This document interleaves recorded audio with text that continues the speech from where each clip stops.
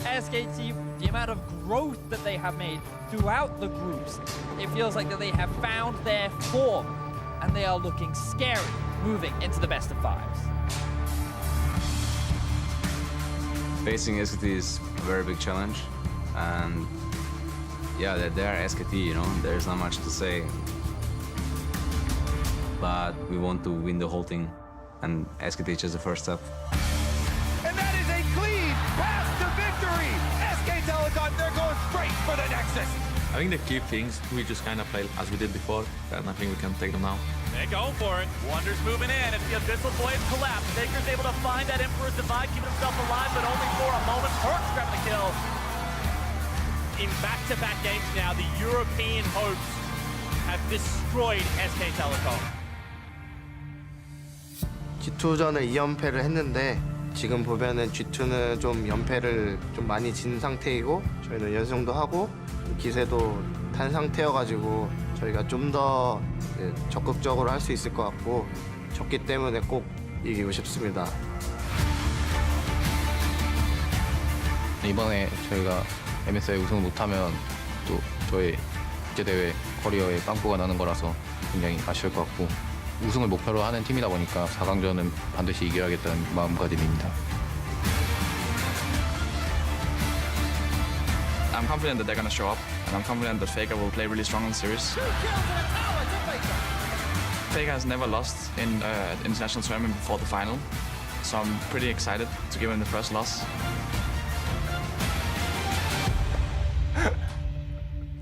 Welcome back to MSI Countdown, where we are moments away from SKT versus G2.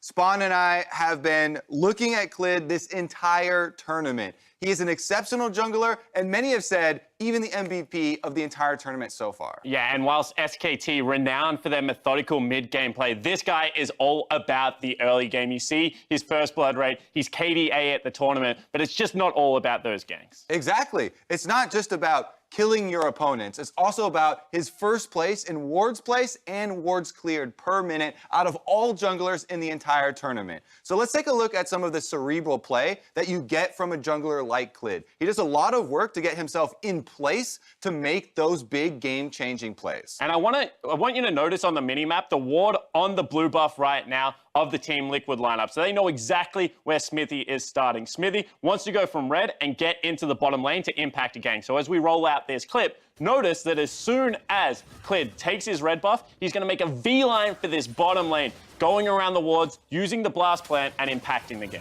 And as soon as the Team Liquid successful play, by the way, goes off, he immediately heads bottom lane. Team Liquid do get their level 2 first blood kill, but Clid not only answers that kill, but critically burns the flash from double lift and then sticks around to take advantage. Yeah, so watch this, right? Stays on the bottom side, picks up with the Scuttle Crab, not wasting any time. As soon as double lift teleports back here, Clid once again visits this bottom lane. Now without flash, without teleport, double lift, a sitting duck, gets cleaned up. And because Core JJ is only level 1, not able to devour and save his 80 carry. Now that is how you successfully camp a bottom lane. And Clid single-handedly turns around a successful Team Liquid first blood into a winning SKT bottom lane. And now this clip is a little bit more about the vision. So take note, Clid wants to get in the top lane. So as we roll this one out, going to do the Scuttle Crab in between two pieces of vision. However, the crab will be picked up, so Clid ducks back into his jungle to try and throw off the gank target. Yeah, just in case they were looking, they saw that Scuttle Crab get killed. He wants to get level 3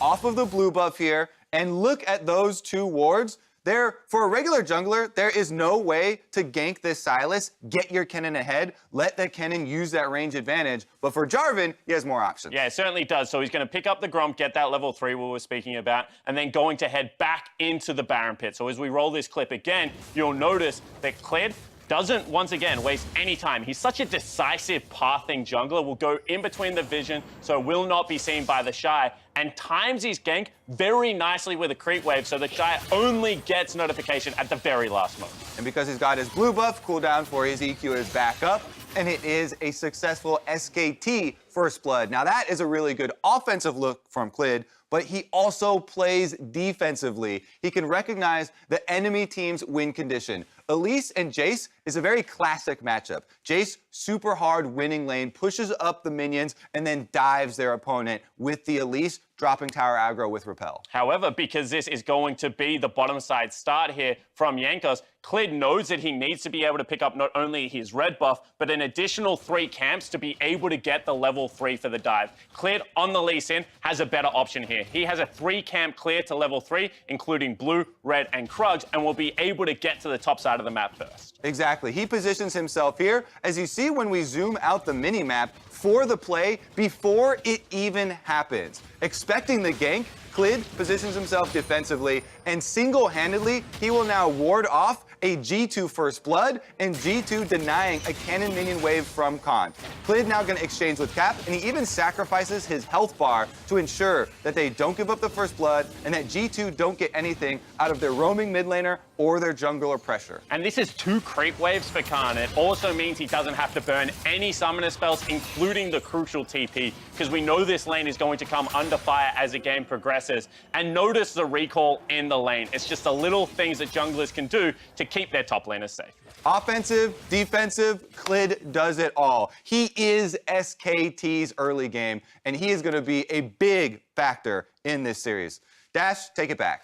An absolutely standout performer throughout this entire tournament, Clid has been. But while we bask in the glory of Clid this tournament, it's important to harken back to what our friends in Taipei had said. G2 2-0'd SKT in the group stage, and they looked good doing it. Yeah, and it wasn't necessarily through trying to attack the jungle. I think Jankos did have a good performance throughout the group stage of this tournament, but it felt like it was the solo laners and how Jankos was plugging into them that really led to a lot of G2 success, as well as playing those side lanes that Deficio was talking about earlier. Yeah, I think obviously for G2 Esports, I know for us this is something you also really love, is the amount of different plays that they can actually bring to the table. But what's super important about how peak G2 performs is that when they are in these side lanes, they're not necessarily looking to just group as 5 later and big team fights like we see other teams do. They actually want to stay, keep the map spread out, and you apply pressure multiple lanes at the same time because you have so many good players in these lanes and you have creative players who know when to roam around. And I want to see that because I think G2 kind of dropped the ball in that department during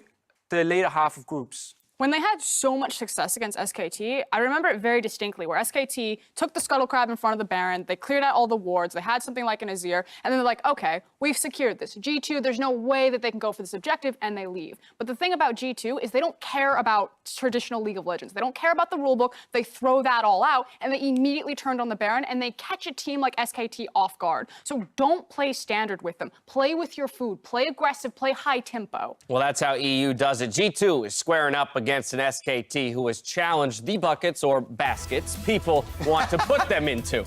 You know me, Dash, not a fan of baskets or buckets. Oh, no. I don't think that SK Telecom deserves to be put in any type of kind of slow bucket that people have molded to them. They are a methodical team. And just looking even at Clid and the replays that Spawn and I have been going over, Clid himself is an early game for SKT. Yep. He does not play slow. And also their lanes are actually very strong laners. So it would be very weird for them just to be super slow in the early game and not do anything, because Faker has won his lane actually most of the games if you just look at raw CS numbers. Khan is literally at your turret from minute 1 pushing. He just needs backup, a lot of backup from his jungler. So SKT, when they're drafting for it, can take over an early game, but it doesn't mean they necessarily are just over-forcing fights. And that's why they are a very smart team who still values the very safe play instead of taking all the high-risk plays. And you can see that in their different play style. The fact of the matter is that when Caps and Faker are on the Rift, you have to talk about them, but Caps is a roaming mid laner. He likes to get out to those side lanes. And we know that Faker had his era. I mean, he's played every iteration of the mid game possible. He can be a roaming mid laner, but this tournament, he's been more about the Azir, he's been more about the Akali. He sits in his lane, he farms himself up, and then he waits for those team fights and kind of plays more to his team's direction. It's actually very fascinating regarding Caps and the point you're making there, because I think Caps back in Europe and Caps internationally are playing very different. In Europe, a lot of times it actually feels like he's trying to just take over his own lane and become super strong individual, and he is a big carry. But internationally, he's willing very early on to sacrifice his lane. Level 3, we see him roam to top lane in the clip you showed there from the SKT game they played earlier. And it means for him that he's often actually the guy in the front line who is sacrificing himself, who's willing to die for his team, despite being one of the star players, and he's a mid laner, Faker is obviously playing very different. Interestingly enough, from a stats point of view, SKT had the second highest goal difference at 15 out of the group stage, only behind IG, and then the largest goal difference at 20 of all teams in the group stage. So again, a team that's no stranger to creating early advantages and building that gold lead for themselves. With everything on the line, though, I want to hear from you guys. Who do you think will meet Team Liquid in the finals? Kobe. Me first? Yeah, you first. You're sitting right next to me. I'm going to go with SK Telecom then. Really? I can't stick with my prediction from cooldown where Deficio was right next to me. He's still right next to you. Yeah, I'm literally here. Still. You're sitting right there. I feel safer now. Keep looking that way for some reason. I'll protect you, Kobe. I got you. Look me in the eyes when you say SKT will win. Clid will win.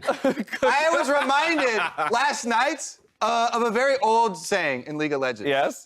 Better jungler wins. Better jungler wins. Deficio, what are you thinking here? I'm going 3-2 G2 All right. in this one. I think you can't really prep for them properly, which normally is a big advantage for SKT, because they're going to change some things up. They're going to go back to what worked for them in Europe, stick to side lanes, pressure over fights, and also their drafts, I think and I hope they'll be creative. Frost? Deficio's on the right side. It's 3-2 G2. 100% agree with everything you said. Either way, all three of you are calling a 5-game series. Yes. I would kill for exactly that here today in our second semifinal. With that, I'm going to send it over to the stage for the player intros.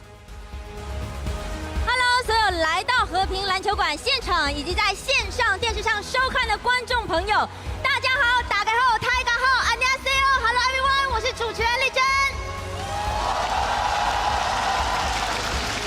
欢迎收看2019英雄联盟季中邀请赛4强赛第2天的赛程。今天比赛的胜者将会与昨天获胜的 Team Liquid 一起进入最后的总决赛。现在，让我们拿出最大的热情来欢迎今天要对战的2支队伍登场。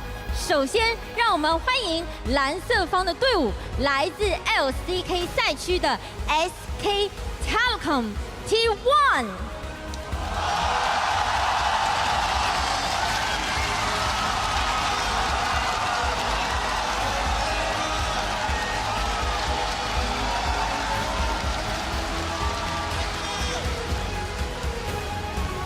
上路 Con， 打野 Please，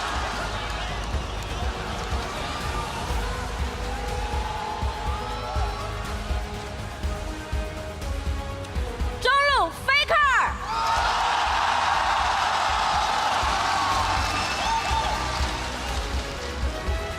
下路 Teddy。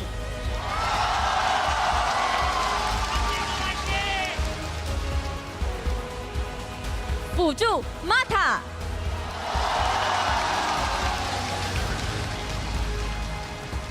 替补打野 Halu， 还有他们的教练 Jfa。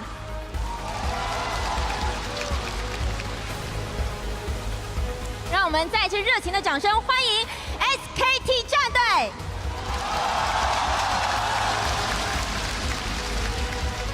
紧接着，让我们邀请红色方的队伍登场，他们是来自于欧洲 LEC 赛区的 G2 Esports。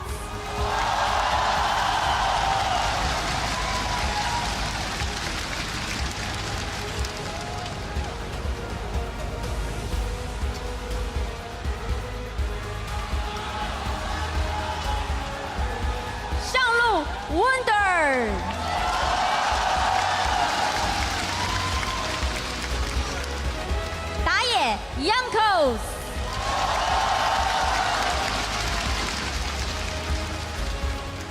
中路 Caps，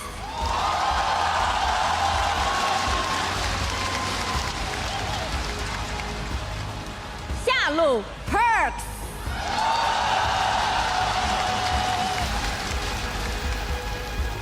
辅助 Mickey。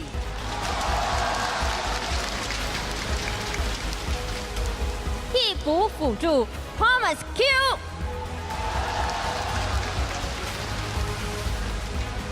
教练 Grabs，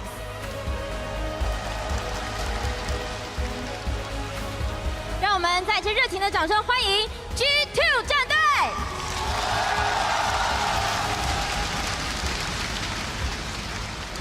两支队伍已经蓄势待发，现在宣布2019英雄联盟季中邀请赛4强赛第2天的赛程，现在正式开始。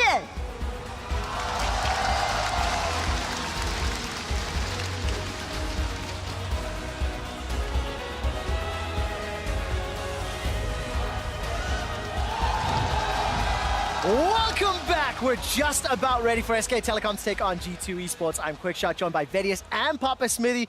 And Caps looked very excited to be on stage. His dad was in the crowd as well. And Papa Smithy, we've got a spicy game ahead of us. I mean, Taipei is bubbling, we're ready to jump up and down like Kobe was yesterday. And which way it goes is so up in the air. We had a moment in time yesterday. Another one is going to be made today. I got terrified because one of the things that came out of our big story meeting when we were preparing for today's broadcast was IG went 2-0 over Team Liquid in groups. How'd that work out? Not very well. I'm very trepidatious and nervous, but these two teams have met many times in the past. It's 7 wins, 3 losses in favor of SK Telecom. The last time they met in an MSI playoff was the final back in 2017, but the stakes and the circumstances are very different this time around. Back then is when Perks really made a name for himself on the international stage, finding a slew of solo kills and assisted kills onto Faker and putting up a very solid fight. Even to the point in which Faker quoted that this current G2 was not that much different from the previous one that he fought. I still feel like both teams are richer for the journey after that MSI 2017. Because remember, while the SKT era ended with that loss to Samsung Galaxy in the final in 2017, that was the last tournament they went out and won. That was that big win for them at MSI. And then from there, the change, we only have 2 common players from the 10 that were fielded on that MSI 2017 final. It's insane, and one of them role swapped, you know, to get away from the position. That's right. Well, that's the way you want to look at it, of course, yes. Because there's an upgrade in the mid lane. It is Caps, it's the guy that we were talking about a moment or two ago. Let's dial in as the players are seated. What are going to be the priority picks here? We know that Ryze, Silas, Akali have been, you know, tournament defining, but what else should I be considering, Vedius? Well, my biggest question is how much do SKT value the Jace? Because we've already seen that G2 have come prepared with picks like the Pike, and you would have to imagine that they have other things prepared as well. So will G2 let it through the draft? Will SKT still put that much value on it? And the question I want answered, which will be answered very quickly, is how much do SKT target the things that were their downfall in 2 games against G2 in the group stage, and how much of it is more tournament meta in this first pick and ban? Well, we're already seeing some unique stuff coming out from SKT with the Tom Kinch priority ban coming out on the blue side, and very specifically the Nico ban as well. So a lot of junglers and flex picks still available right now. I think we can both agree that Nico is kind of this new pick that's gained steam over MSI. It wasn't in the conversation like those 5 flex picks were come day 1 of the group stage, but it's picked up steam. It can be played in 2 different styles.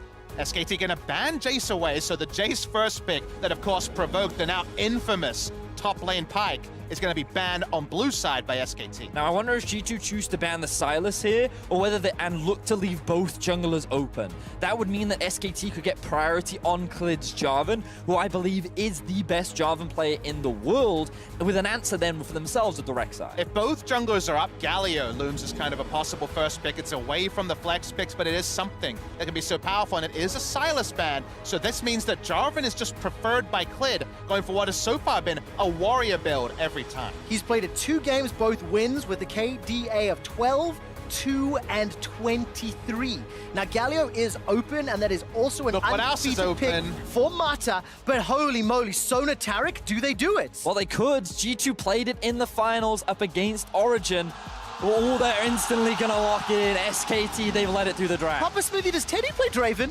You know, he has been known to flex onto it, and this was something we were talking about backstage. One of my biggest concerns was that SKT were going to leave open Sona Taric and just try the Draven Nautilus into it. It's available as a duo if they want it. Do it, do it, do it! No! It's a pivot away. Of course, we wanted to see the Draven because it was Draven that helped IG picked up a 16-minute win against SKT Sona Taric. And the Ezreal doesn't apply that much pressure outside of level 1 when it comes to aggressive trades. The Nautilus is probably going to be picked up. It makes this duo lane accountable, but it's not as aggressive as we usually see. And actually, they're flexing very differently, looking for a support that actually picks up the lane presence compared to something like the Ezreal. This is very fascinating coming out from SKT. I guess the goal is to use the long-range harass and farm and pressure tools that Akama and Ezreal does provide to avoid the Sona from getting those stacks and being aggressive in the laning phase. Or if you want to focus on the Taric, who's a melee champion last hitting at the start, poke him out every time he walks up. So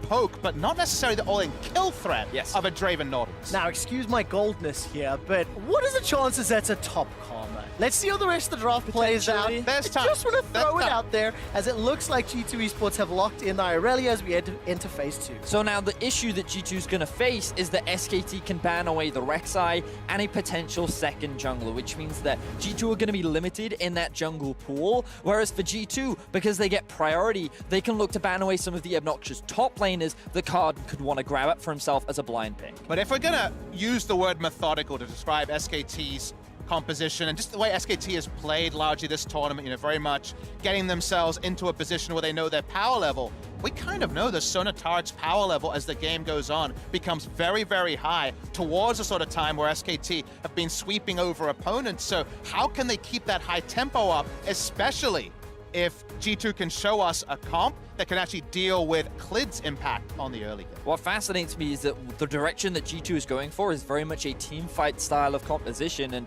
where they found the most success during the group stages when they split up the map, when they played the 1-3-1. That is how they got the better of SKT, constantly going for skirmishes, but right now they could be going up in a team fight against one of the best team fighting teams in the world. And you can see the Vladimir and Azir taken off the table. When I see that Azir ban, I also think to myself, what if Faker runs common mid? I want to see how the rest of this draft plays out. We don't have answers yet, because that Irelia could go to Wonder, to Caps, and we'll need to see who locks it in. Final ban is Rek'Sai. So Olaf and Hecarim are two junglers here that could be considered that synergize really well with Sona Taric as the game goes on. You want auto attacks to be able to fully abuse what Sona can provide aura-wise as the game goes on. It's also the strongest kind of tempo jungler, but not necessarily going to have winning lanes around the Olafs, which is something to track. SKT, do they look for more team fight, or do they want to reset team fights? Because usually against Sona Taric, a Gragas or something that can team fight AoE reset is kind of a prerequisite. But SKT are kind of in uncharted territory at this point, Betty. It feels like SKT are just committing to the fight. They're stacking up all the utility. They've gone for Lissandra and Kennen. You couldn't ask for more AoE team fight setup. They have so much engage. They're just going to try and match the Sona Taric in these 25-minute fights. So they're not looking to reset team fights. They're looking to pick people on the way. If you control the map and the 5 members of G2 either have to be super predictable down a long lane, but never actually face check jungle, you can maybe stop the order of things. But speaking of stopping, it's a Morgana, and the Black Shield is going to be super high value. Extremely. And Faker has played Lissandra 11 times this year and won 10 of those games. Let's see what Caps can do on Morgana, because I think Jankos is better. It is a very suspicious Lissandra timing, because this is in a patch where Lissandra, especially for early lane, has been powered down extensively. A blind Lissandra, usually a very defensive choice. I feel like there must be something compositionally here with the required hard lockdown, but in terms of the 1v1, Morgana, just about nothing happening, and Lissandra probably going to be frustrated. The thing I'm looking at right now is the amount of damage available on both sides, because when you think of late game kind of carries, right? Right now, for G2, you're looking at Irelia being probably the primary damage dealer. Sure, Sona will get some damage herself, but on the side of SKT, you're looking again at Teddy on the Ezreal, potentially Khan on the Kennen to be those primary damage team fight dealers. And it's just fascinating that we have such low damage comps compared to what we've had so much of in the tournament. There's so much utility in this game that landing those skill shots, when to pick and choose how to use that utility, will be the determining factor in who comes out in these teams. And you say low damage comps, I'm seeing a late game where SKT are going to be just answered completely by the Taric ultimate, so getting things done before Sona and Taric can get all their eggs into the basket. The first 20 minutes need to be decisively SKT's, otherwise there's a lot to like about G2.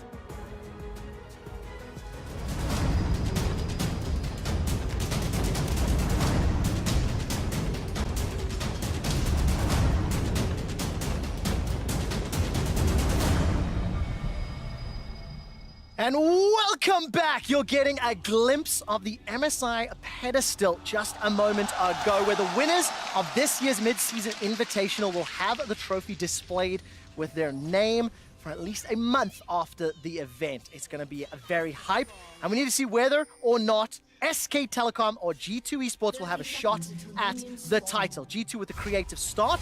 Mickey is sitting in the top. Now, the one thing that G2 have not done throughout the group stages of MSI is showcase any kind of special level 1 strats, which they brought out in the final against Origin and caught them off guard. But it's SKT with the leading level 1. And oh, that's a flash forward. I did not anticipate that from Teddy. And already on the board, SK Telecom. And this is so important because remember, the only Sona Turret game we had in group stages was the big level 1 where SKT's bot lane lost summoners and then found it hard to lane. Now, it's not quite Draven levels of lane pressure from the Ezreal, but a first blood, a welcome start, and that's going to be a Sapphire Crystal to open the lane for the Ezreal. Getting that much closer to the early tier for the Ezreal, and a really great way to kick this series off for the side of SKT. Big blunder there from Perkz, being isolated by the blue buff, very quickly gets punished. All right, so let's see what Sona and Taric can do. All of a in trouble. sudden, though, now Marta's actually replied, so that's a flashless bottom lane for SK Telecom. Marta's going to turn this one around. He's sitting on the Ignite. Keep that in mind if any fights break out. But suddenly, if you're Jankos, you're thinking of how can I path around to keep bot side protected? Because right now, both of your laners who, one of them is going to be walking up and harassing in the Sona, the other one a melee champion last hitting in the early game in the Taric, and now down their flashes. So if Clid can set up anything bot side, very difficult for Mickey and Perkz to react for the foreseeable future. Clid decided to start on his red buff and actually path up towards the scuttle. So right now he's looking to get some control over the top side of the map as all of his laners look to have early priority, having the push in bot side, the push in top, and Lissandra already pushed in mid will allow Clid to actually secure what looks to be a 3-buff start. Yeah, very good starts, and that's a terrifying sign for the best performing jungler at the tournament. In Clid, he has secured that red buff. You can see a response from Caps, who's playing his first ever professional Morgana game, by the way, and it's just the chickens for Jankos. But Jankos awkwardly started Sweeper to spot if there was topside vision, and it was just a hair's breadth outside of the Sweeper radius, so that means he doesn't know that he's been completely spotted on the top side. SKT very active in the level 1 warding, and that means that G2 are boxing with shadows a little bit when it comes to these map movements. Yeah, SKT, they have full control over this early game. They have 3 pushing waves. They've already invested good early vision into the river, and this is something we see SKT do a lot in the early game. They want to see when the enemy jungler is looking to contest, and speaking of junglers... Oh, Marta and Jankos, they're going to be trading here. Here comes Clid, though. Flag and drag is available, won't get the knockup. Jankos defensive flash. Teddy connects with a Mystic Shot, and now Caps has made his way. Looking at Faker, he's coming in behind Caps, and he's going to find him. Gets the root down, the flash is interrupted by the Black Shield, and Caps doesn't flash defensively. SKT are up 1,400 gold. We were talking about how they had to play on the front foot because the scaling of G2 is a bit of an inevitability, and SKT keep walking up, and it started with Mata going for a second face check this time, though.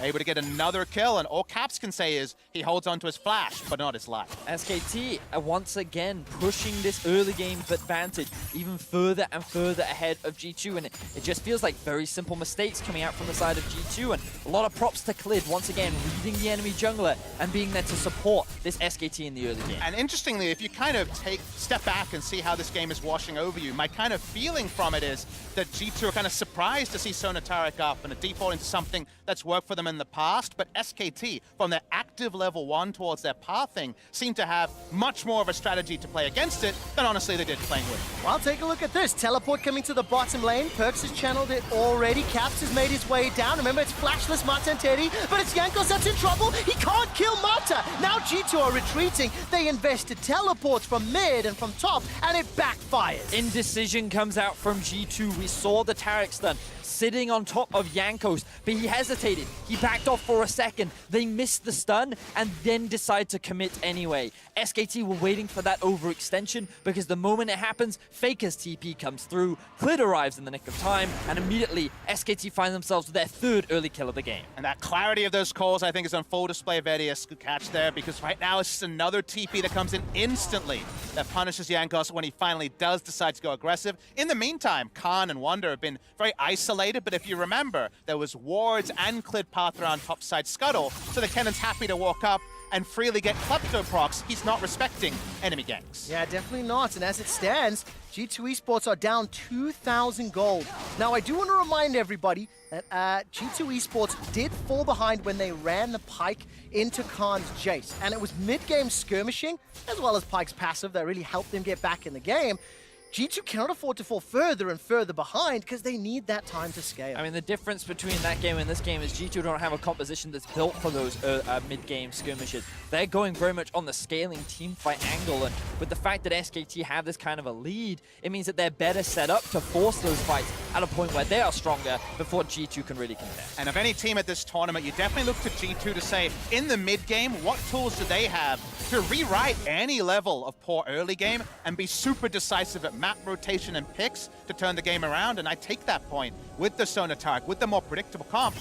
And definitely a little bit more straightforward for SKT to interact with. Maybe that's the reason the Sona Tarek was left open. All right, take a look at the mini-map. Fake is already roamed up. Thank you, observers. This is a 3v2 in the top lane. Caps will be late to the play. Here comes Khan. Vanguard's edges down, and the Slicing Maelstrom deletes Wonder from the map. Now Jankos is being run down. Clid gets an auto off before he runs away. Khan decides to engage. The little Electro Hamster's running forward, but he can't quite chase Jankos down. Caps will not be able to thread the Dark Binding through the minions, and it's another kill to SKT. Big role reversal to that first game between G2 and SKT. First roam going to Faker. What defined to me the mid lane matchup was the Faker was staying mid, farming out, and Caps was on LeBlanc. He was on Rise. He was making those first rotations.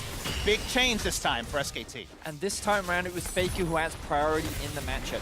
He is the one that is able to wave clear first and move with his jungler. They set up the wave beautifully, and SKT execute what was a very clean dive. They get the flash out of Wonder to boot. You can also see on the minimap that Morgana is just too late to join the party. Wonder actually flashes out of turret range, and even though Faker is taking all these shots, he knows that he can buy time for the rest of his team to find those kills, and they can juggle this aggro beautifully.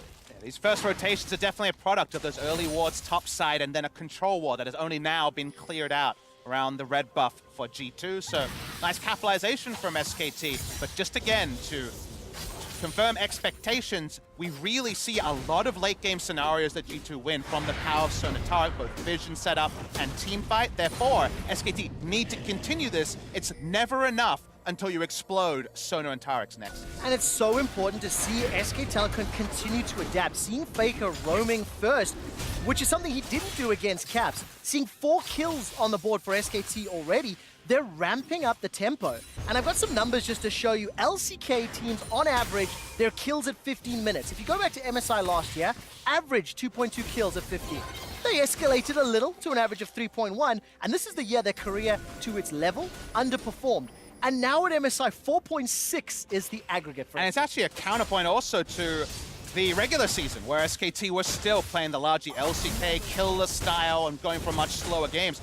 4+ kills per minute, or 4+ kills at 15 for a Korean team is a monstrously high number, but also a product of the meta you require to be competitive at MSI 2019.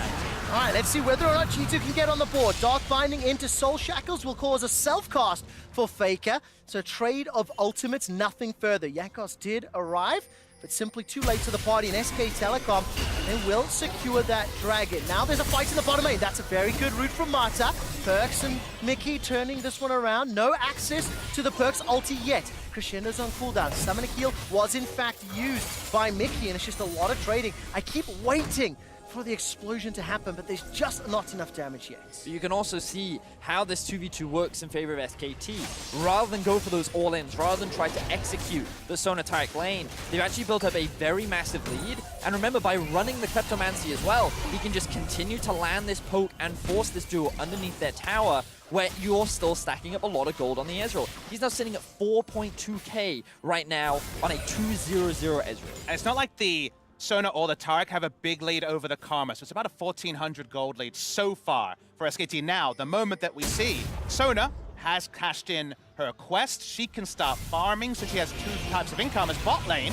Well, it's already over. It looks like Teddy's going to be forced to flash defensively. Here comes Caps. Caps gets the kill secure with the soil and then turns his attention to Mata. Mata will get no root actually thanks to the Black Shield. And G2 Esports finally find a kill with the roam down bottom. Able to get into the minion wave, but really good roam timing coming from behind. Seems like Teddy was a bit disconnected from the needs of the team. Top side. All right, trade of ultimates for now. Klid's already there. Jankos is too late to the party.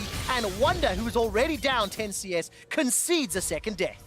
Beautiful stuff from SKT, answering the kill that happens on the bot side of the map, showcasing that they're not looking to slow down this early game as the TP comes through from Caps. Will they try to force it there? He's got the Super Soaker. Khan's able to at least just sidestep that Dark Binding. Faker was nearby, so as it stands, Vedius, 3,000 gold lead. SKT seem to have all the answers. And coming into today's series, the key players that we wanted to look at were the two junglers, their early impact, and would Faker be able to control or match the roaming from Caps? What we're seeing is, once again, Klid have another fantastic early game, and it is in fact Faker that is roaming around and making a lot of these side lane plays and working very effectively with his jungler to get a lot of early game leads for SKT. Definitely gives us some insight into those Sandra blind pick. It's not so much the Sandra's power level, but just how proactive you can still be with the small incremental nerfs onto Q in the early game. From a G2 perspective, to bridge into kind of that inevitable Sonataric late game, what I'm looking at is when Wander can really turn on in the 1v1 matchup against the AP Cannon. Now, Hextech Gunblade does give a lot more lane sustainability, so it kind of sets that timer later, but the moment it's Wit's End plus more coming in from Wander, there should be 1v1 opportunities available for the Aurelia to make this more of a 4-1 game on the side of G2. It's going to take a little bit of time. You can see the itemization. Gunblade already finished for Khan. Proto Belt for Faker. Sheen as well as manning and stacking for Teddy. And mostly thrift shopping outside of that GLP 800. G2 Esports are still ramping up. They're still farming up the gold to get those items. Just one more quick reference as far as this game has played out versus expectations. SK Telecom have the lowest deaths of any team playing the MSI group stage at 71. G2 Esports at 172 are the second highest. We're seeing it come true once again. 100 less deaths in group stage. They both played 10 games. That's 10 games less, 10 deaths less a game for SKT. Yeah. You can feel it already. Now, tower trade will be secured here in favor of SK Telecom. They get the first tower bonus. In fact, there's no minions thanks to True Shot Barrage. G2 cannot even equalize. Turret plating's only up for a minute and a half, and look, Shelly's going to get another charge onto the inner turret. Now, G2 recognized that they couldn't do much up towards the top side, so they actually moved Wonder to mid, and they sent Caps down bottom. Now they're going for a play. Oh man, Mata's already gone. Gets caught by the Soul Shackles. Tower is now going to be the focus, but it's at what cost? There's one kill for 2 towers. That is the definition of not worth. The Rift Herald's going to get another charge, this time onto an inhibitor turret. G2 no one's going back. Are committing to the play. Where is the support? Jankos is down bottom as well. Klid and Khan are going to back away. 3 towers secured already, and this may be number 4. I'll be honest, I have no idea what G2 are doing right now. They've just conceded so much gold to SK Telecom, who've now ballooned their early game lead to about 4,000 gold. All right, let's take a look. There is a teleport coming in here, I believe, from Perks. He will complete it. Faker and Khan are already escaping. They've saved the tower, but they've got an exposed inhibitor, down 4,500 gold, and it feels like SK Telecom are just running around them. The only small sliver for G2 is they were last bot side, so maybe they'll have first set up for the Infernal Drake that's spawning right now, but it's not worth the cost of losing your inhibitor turret. We're going to watch the replay here. Mata walks up, I assume to buy time, but the TP does seal his fate. He's going to die by hook or by crook to somebody. It should be mentioned that actually taking advantage of a downed inhibitor turret in the top side this early is quite tricky, but SKT, in spite of what I say, just roll up to the Infernal, and what can G2 do to stop them? The answer seems to be very little. And I think you're 100% right, Papa Smitty. It's difficult to get that inhibitor at this stage of the game. What's more concerning for me, G2's decision-making process. We've seen some problematic pathing that You were reaching for a word there. I was trying to find the right word. Which was punished by SKT handily, and SKT have just accelerated. They've got the 2 dragons, they've got the 5k gold lead, 4 towers to 0. Bot lane tower didn't even drop. But we should at least kind of pay lip service to what having a downed inhibitor you can't return to, downed inhibitor turret very early in the game means. It means someone is farming very safely, and SKT continues to need group, like we see from Khan here. So if there's a chance they can find something we could see it turn into something, but that requires SKT to slow down. I mean, I love that you mentioned it, because if we get the opportunity to pan up to Wonder, you'll notice that he's not actually hard pushing that wave. He's just last hitting it every now and then. He's trying to keep the wave here to deny farm from Khan and actually pick up farm for himself. He's actually going to sacrifice the inhibitor so that they can just keep farm funneled into the top side of the map. I mean, if the call is safe farm minions forever to buy time, that's exactly what they've done. Wow. Well, it kind of has to be if he's watching his inhibitor go down. So it's very interesting that they're trying to take stock and get something out of what looked like a dire situation. Coming into this game, we had said that SK Telecom were one of these teams that they look at a playbook, they can play the playbook flawlessly. When they get ahead, they can follow all the steps to win. G2 likes to look at that playbook, go, I don't like page number 3, rip it out, and scribble in their own options. That's an example of what we're seeing. And let's talk about when that's effective. When there's no Baron to go and take while someone is freezing. That inhibitor will respawn around the time that Baron is respawning, or actually spawning for the first time. So there is actually going to be some weird interactions. You never have this long a lane. Freezing in the 2019 meta is something that LS and other people have talked about, but hasn't really been explored. Let's see if G2 can find a win there. I mean, so on the one hand, you can be like, sure, I understand the theory, but on the other hand, you kind of have to look at what's currently on your screen. And that is a 5,000 gold deficit that G2 find themselves in. They actually have no pressure anywhere on the map. They have no vision. Like, sure, they've got vision on the bot side of their jungle right now because SKT have backed off, but SKT have full control over the map. And so, like, now I'm like, on paper, surely SKT should just win. But I love listening to the tone of your voice, because the tone of your voice says, this is really interesting. I would have loved to learn about this in a game against Rogue. Perhaps not in the first game of the semi-final. Maybe G2 Esports are thinking the same thing. Faker does not follow the claw forward. But again, it speaks to the creativity of this team. Now, obviously, SK Telecom are in the lead. SK Telecom have a gigantic advantage, and they are still anticipated to close this out. But these question marks that G2 have thrown are very interesting to explore. Look at the pressure, even without Baron, on these inner turrets, both middle and bots. But remember, your goal now as SKT is, okay, they're just sacking things, let's get more. At some point, you have to dive, and then we're talking about diving Cosmic Radiance. That doesn't have item scaling. You're talking about diving Crescendo, a Morgana. There is actually quite a lot of ways to stabilize, but, and I'm kind of in the Vedius camp here, that's very fanciful, because if it doesn't work, then you're going to have 2 inhibitors down, and then we're dealing with too many fires. At the end of the day, G2 Esports have bet all their chips on their Nexus turret. They have gone it's all 17 in. minutes in, Trevor! Exactly. They have gone all in on saying, you can have the Rift, we'll have supers in the top lane for a few minutes, and we just need to see. I mean, at the end of the day, again, this is up to SK Telecom to break open those other lanes, and so far they're doing it flawlessly. I mean, if I'm SKT, I'm not worried right now. Sure, Wonder is getting farmed on the top side. At least. Yeah, I'm suspicious. I'm like, what are G2 doing? But at the same time, I'm thinking to myself, all right, well, you know what? Baron spawns in about 2 minutes. Our Baron taking isn't the fastest, but at the very least, we can force them to come to us, and if they leave their base, then we're in a much better position. Look at us. We've got Trinity Force. We've got the Manamune complete. We got 2 items on our Lissandra. We're really strong. All we got to do is find one fight right now, and we pretty much win the game. And when you look at the timers, 1.5 for Baron, 45 for the next Drake, which is an Infernal. And obviously, for the first time in a little while, G2 Esports are pushing that vision line. Look at the the line of control wards from red buff down to blue buff. Observers obviously highlighting it as Jankos starts to back away. For the time being, SK Telecom are now setting up their Baron vision.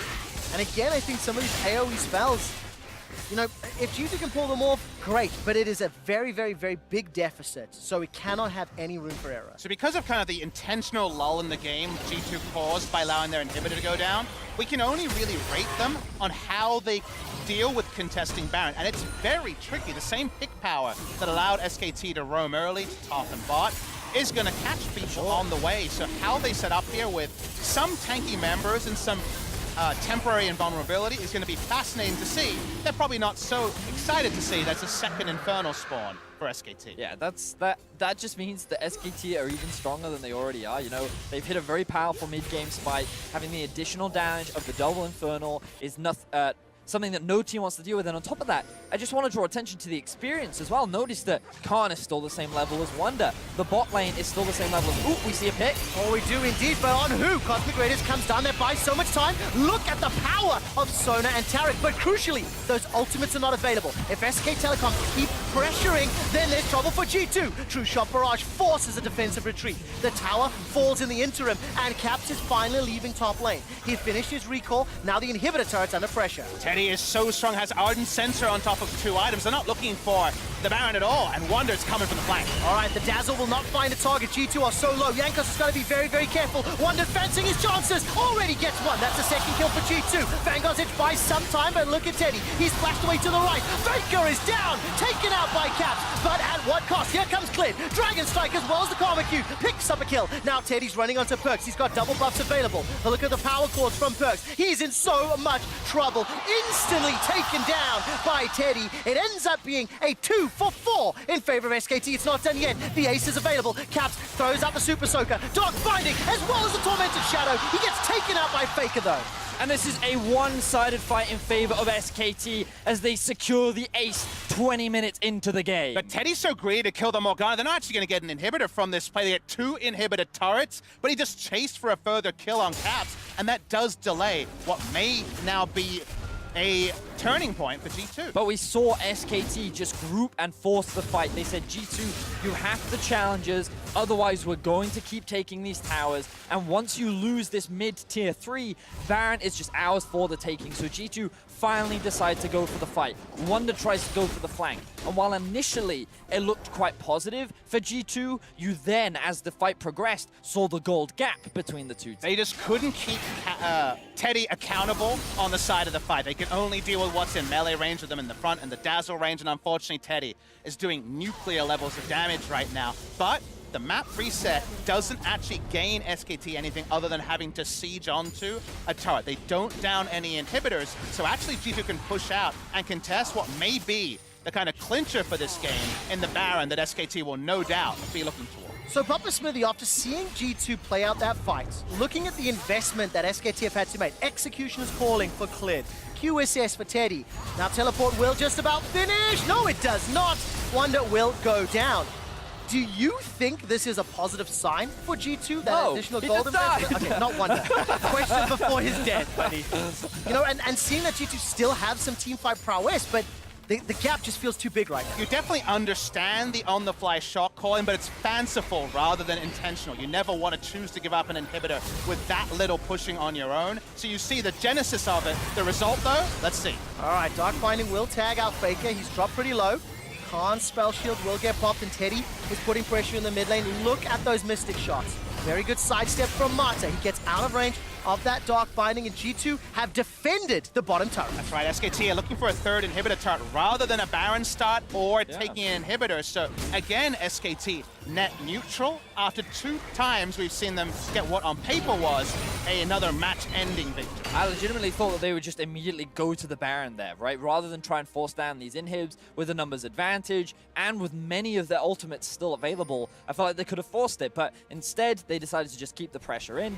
Now it looks like that they're trying to set up vision back around this area as both teams are starting to regroup and reset. And when you start to inspect items, again, you can give SKT credit again and again, but there's always a turning point for the Sona Tarek comp, and it's not always a certain amount of gold difference. It's sometimes just, we have all our items, we're ready to go. So given that SKT are starting to play with their food, they need to find a match-ending pick or Baron very soon. All right, this is a teleport into the mid lane. G2 feel the Baron pressure. Perks is coming in, but Caps may already be gone. He goes golden thanks to the Outlaws. Khan's coming in with a slicing maelstrom into all of G2. Caps is already down. Perks follows. Finally, Clid is killed, but it is a whitewash as G2 get obliterated. Mickey is running for his life, and Teddy's having none of it. Mystic shot, arcane shift, tagging him down, and G2 are ace. Asking you shall receive. That's when they need to kill the game. Pre-30, they get their picks. The slicing maelstrom is massive, and SKT should win the game here. Wow, they're onto the Nexus turrets. That's the first one falling. G2 Esports have been obliterated in the opening game. SK Telecom send a salvo and a message to the LEC champions that we are here to win. Honestly, a very clean game from the side of SKT. They lived up to many of the expectations that they set. Clid in the early game doing a fantastic job of finding those leads. Teddy finding that first blood onto the Sona to get that lane ahead, and with 3 pressuring lanes, SKT knew exactly what to do with it and built up an insurmountable. And unacceptable mistakes on the side of G2 in the early game, conceding those advantages to just unlock and allow SKT to go further. And when we think of the G2 victories in the past, especially if you're thinking of the second game between G2 and SKT, it's when they let the Pyke do what it does best, go around and kill people. That was kind of the explosive turn in the game. The explosive turn here, kind of crazy, kind of contradiction of terms, was giving up an inhibitor and seeing how that could work out in terms of freezes, a much more defensive one. It was an explosive call, one that I'm sure we talked about a lot, and I want to hear exactly what the State Farm analyst desk has to say about SKT's win. Thank you very much, Quick Shot. Not how most would have expected this series to open up, I think. SKT grabbing game 1 in absolute dominant fashion here over G2. Yeah, and I love that in a best of 5, a combination that SKT obviously tried once against IG, the Sona Taric, and lost in 16 minutes, otherwise never really used in the LCK, never used by SKT, apart from that one game. They still leave it open and say, okay, let's see, just grab it. Do you want to take it? Yes. We feel like we can actually still beat it. If not, then you can just ban it for the rest of the series. So I think it's very smart to leave it open in game 1. So, Frosk, isolating the draft from the game, how do you feel it played out? I mean, the thing is the scaling potential on Sona Taric is massive. Sona Taric late game do so much damage. They are not a low damage threat right there. It is a 5v5 monster, but you saw how quickly SKT were able to say this is going to be a 1-item, 2-item game, and how quickly they were able to ramp up game time. I just want to say that, like, the draft overall and the answer from SKT, like, this, in my opinion, is so heavily G2 favored. Like, it's unbelievable. Like, this is like almost the dream setup for the Sona Taric, because they're not even against the scariest early game we've seen. It's not like the Draven that's running crazy with the Bloodthirst at 7 minutes. Like, it's a long-range poke lane they're facing, which will have issues with at least killing you. They have Jankos on Olaf as some sort of like early game bridge as a jungler, and Morgana will just trade farm with the Lissandra and can follow her. So this felt like a draft where you could get to late game. Yeah, initially when we saw it starting out, we were like, what the? Ezreal Karma is your answer that you came up with? For the Sona Taric lane, because okay, yeah, it can poke, and you also have Kleptomancy, but it never really felt like this should be the answer. Yeah, but as you mentioned, Frosk, it did not take long for this early game to ramp up in favor of SKT, not letting G2's comp scale to the point of dominance. And I think that there are 2 factors here. The first factor is, it must be said, G2 messed up. You guys messed up big time. So many kills that were so unneeded, so many summoner spells that were just thrown away. But the other side of that was SKT's genius with Clid's pathing. Yeah, man, I mean, I agree with Kobe on the dodging part as well. Like, you okay there, buddy? I mean, I hate watching level 1s like that. It's just such a shame to look at. So yeah, they end up trading flashes. Mata gets forced out, but Mata gets vision of where Jankos is starting, and that's really important. Because the goal now is to stop Jankos from doing anything early. They actually took his red buff. He then feels, okay, I have to make a play somewhere, but it's not the correct answer to run down to your Sona Taric lane. There's such a high chance of getting counter-ganked, and you are just effectively feeding over another kill. And you just can't do that in Sona Taric. You can't be the one trying to make some aggressive plays that completely backfires, and you can't get caught at level 1 either. And I really want to highlight the deep wards from SKT. This was a common theme. Every time the camera pans down, they're walking in. They push in the lane, walk in, get another deep ward. So they see every time Jankos tries to make a move there with the Olaf, they are ready to close the trap. Yeah, I mean, absolute dominance out of SKT here in game 1. I want to ask the question about, from G2's perspective, what went wrong, / was this disrespect? Was this, being ill-prepared for the picks that SKT brought out? Like, where does this look for G2 come from? So the level 1 often can be explained with not having actually talked a lot about what is our plan for level 1 in this specific game, because he was just sitting in the river at the ramp. And it wasn't a surprise, and they literally just walked to him. He was like, oh, I see you. And then they just run him down and kill him, right? So there wasn't even anything special there. That was just one of the dumb, unfocused things where after you're like, wait a minute, how did we let this happen, right? But following that part, I think it seemed like they got a little bit desperate with how to stop the early game or stop the bleeding with Jankos. And because it was so hard for him, because he was spotted the entire time, it was very easy to counter-gank him and shut him down. And eventually, Wonder would die. That was going to happen no matter what, because they could just 3-man tower dive him, like we saw there. And that's where it just started going really wrong for G2. It just felt like G2 had bad reads on what their win conditions were going to be in the lane. Like, it's easy for them to say, okay, this is when this composition like turns online, but in the minute trades, the fact that, you know, Caps was going for the kill on Faker with his ultimate against the likes of Lissandra, and yeah, they had Olaf there. Okay. I don't like it because then they try to make the play bottom, and if he has ultimate there, and it's easy to say like hindsight analysis there, like, well, maybe they retroactively went for that gank bottom, but you didn't have perfect information on Clid, and you're also against a Lissandra, and you're expending really valuable cooldowns in a window that if you had saved them, if you had tried to just trade farm back and forth, that maybe you find more, you know, higher opportunities later. Like you have a 100% chance to make a play versus the 50% chance. I have to jump in here before we head to a break. Faker going to pick up MasterCard Player of the Game. In a game that was this big of a smash, quite possibly could have gone to anyone. But this man in the mid lane, we've talked about him looking to reassert himself and the dynasty that once was SKT. This is a big step towards that. Game 1 went the way of SKT. We'll see if G2 bounces back when we return.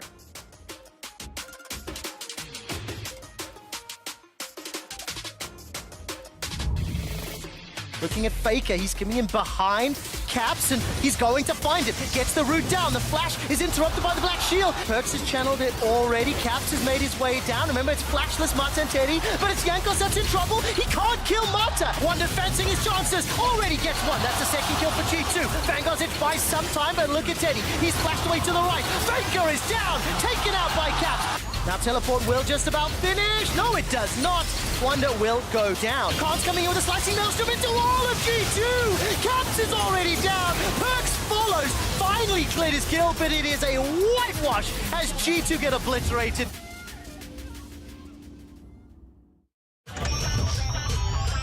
A great product can define the present, but it takes the unprecedented to define the future. To go beyond what's next and change the world of gaming. To make history, break ground, and force the universe to take notice.